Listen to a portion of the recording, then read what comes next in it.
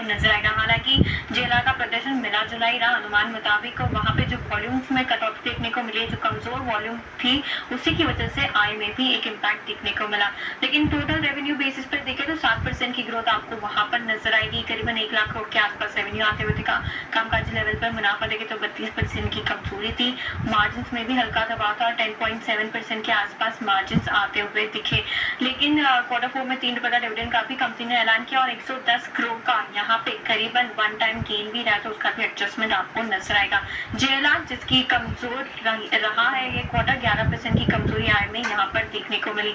लेकिन India business की बात करें तो यही जो है सबको पसंद आ रहा है। ब्रोकरेज का भी पॉजिटिव व्यू इसी कारोबार को लेकर आते हुए दिखा है। ऑलमोस्ट 50% की ग्रोथ यहाँ पर आय में आते हुए दिखे। मार्जिन में 150 बेसिस पॉइंट का सुधार दिखेगा। 9.4% के आसपास मार्जिन आते हुए दिखे। पीवी में ईवी की जो बिक्री रही है वहां पर भी एक बड़ा देखने को मिले। 37% की ग्रोथ वहां पर भी आती हुई नजर आया। मैनेजमेंट कमेंट्री पे नजर डाल लेते, घरेलू पीवी बिजनेस जो है वहां पर डिमांड मजबूत है और जो इंडस्ट्री की ग्रोथ एस्टिमेट लेके चल रहे हैं वो 10% की। लेकिन मैनेजमेंट का कहना है कि 10% से बेटर इंडस्ट्री आउट परफॉर्म करती हुई दिखेगी टाटा मोटर्स। एक्सपोर्ट्स के कारोबार की भी ग्रोथ मजबूत है। FY27 में 2 नए मॉडल कंपनी लॉन्च करेगी और 4 अपग्रेड करेगी, यानी कि फेस लिफ्ट यहाँ पे आते हुए दिखेगा।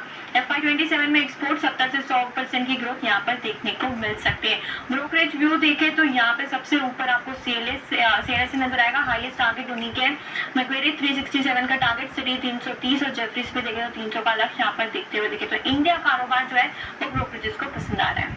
ओके, इंडिया कारोबार ब्रोकरेजेस पसंद आ रहा है। शुक्रिया नुपुर, अच्छे मूव्स